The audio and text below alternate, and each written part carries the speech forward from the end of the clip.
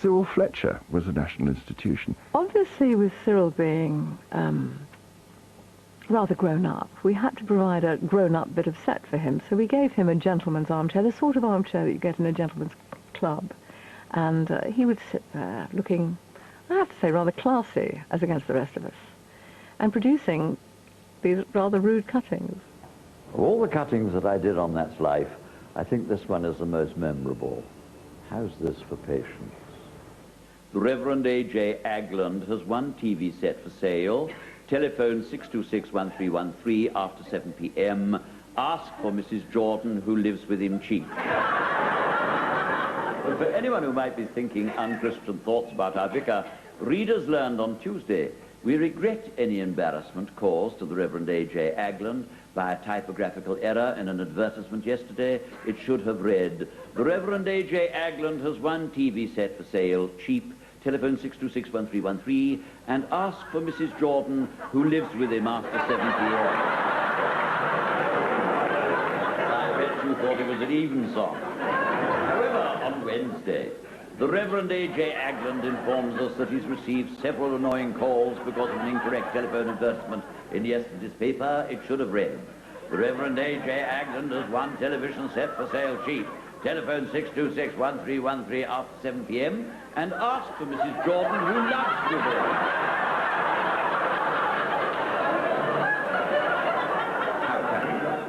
On Thursday, the Reverend A.J. Agland comes out fighting. Please take notice that I, the Reverend A.J. Agland, have no television set for sale. I've smashed it.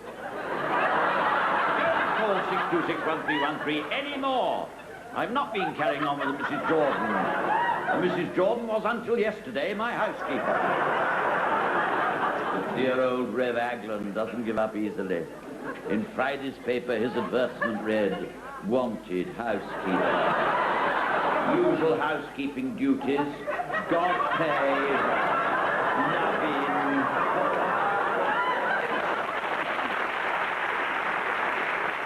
When Cyril decided that he'd had enough of the silly corner on That's Life, Esther replaced him, as if he could replace him, with me and this gorgeous little brunette called Jo Monroe. Every programme has to have its own keep fit expert these days, so we're happy now to introduce our own, Doc and Joanna.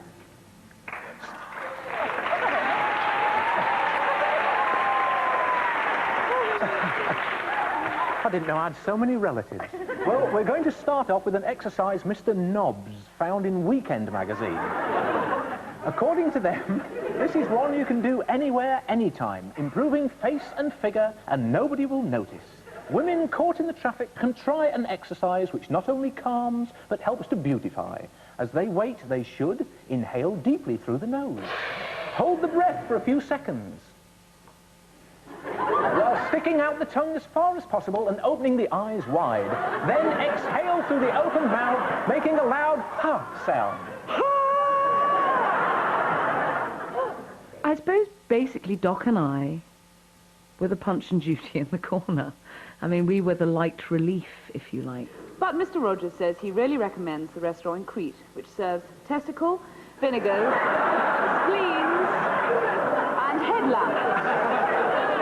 That's Life was hugely successful because it was funny and it was dangerous. It was edge-of-the-seat television. It kind of mixed music hall humour with pretty deep investigative consumer journalism. We would start with some jokes in the studio from the presenters. Then we do what we called a vox pop, which is the street interviews where you meet Annie Mizzen. Then we go into what we called a half hard, which was a consumer item which had humour, because that was often the best way to make the point. Now we come to this week's Jobsworth Award, which you'll remember, the gold-peaked hat we offer any official who applies a stupid rule with dogged determination. This week our story happened in Safeways. The whole idea of Jobsworth came from a song called Jobsworth, Jobsworth, it's more than my job's worth.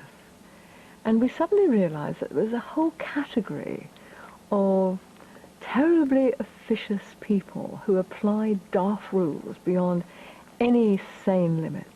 She gave the girl at the till the coupon plus 72 pence. The girl counted the money and said, Sorry, madam, I need another 10 pence, please. Heather said, No, because I've got the 10 pence coupon, you see, 10 pence off my next purchase, which is now. Yes, but it's 10 pence off the 82 pence. So you give me the 82 pence and I give you the 10 pence back. But if you give it me back, why do I have to give it to you first? I'm sorry, the money has to go in and then come out again. That's the rules. If that happened to you in a supermarket, people around you would start siding with you and going, yes, quite right, go on, let her have the money off.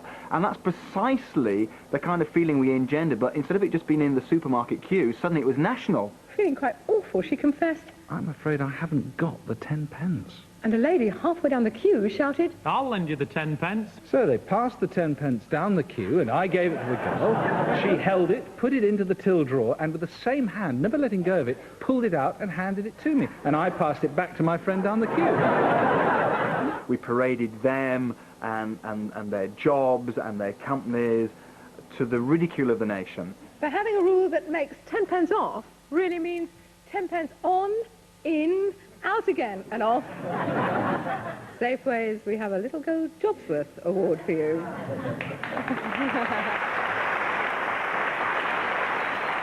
All the time we were pushing back the boundaries, asking questions. And the reason we were able to do it is not that we were uniquely inspired journalists, but that we had this extraordinary source material. Millions of people sitting at home who felt that we wanted to know the things that had gone wrong in their lives. Elsie Atide from Thornton Heath wrote to us and said, Mimi, my Persian cat, died at 19. All I wanted to do was to remember her as she was, not as the taxidermist made her. One of the most memorable moments, I think, on that slide has got to be when Mimi arrived in the office one day. This beloved creature that this lady, Mrs. Atide, had spent hundreds of pounds having stuffed, came back wrapped in a black plastic bag. to understand Elsie's feelings then, you must realise what Mimi had meant to her. Outstandingly beautiful, deep emerald eyes, an expressive face, sweet and intelligent at the same time.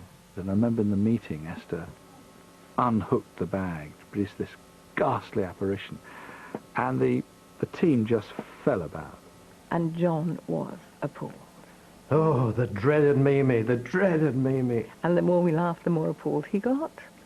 And the more appalled he got, the more we laughed.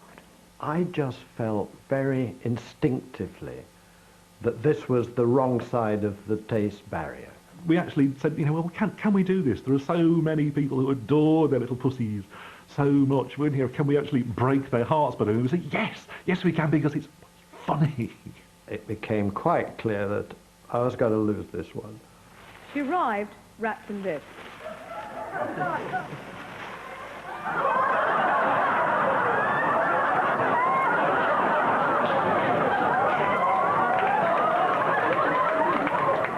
Now, you may think that looks more like a moggy who's had several nights out on the tiles. It got more complaints to the BBC duty office than they said than any single item had done in many, many years. But the audience in the theatre simply fell about. Fell about. Oh, dear. The story I think that people always relate to me is my Spanish accent.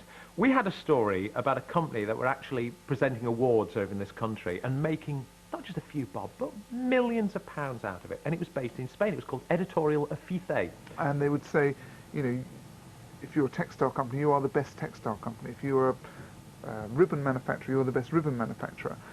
And you would come to award ceremonies. They would hold them all over the world and collect your award for £2,000. So we said, please, can Mr. Winslow have his trophy without having to go to Madrid? She said, No, why not? because he has not paid. Now, I pride myself on my accents because at drama school I got an A for accents, but we never did Spanish. But we would send it to him for small flight. 30%. 30% discount. A very special flight. And all of a sudden I've gone to Japan, and this accent's going in all directions. The results of our selections for the international trophy.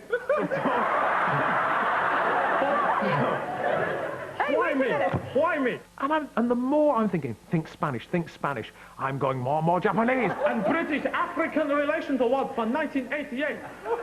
Company should be receiving them next week. Either we will have to pretend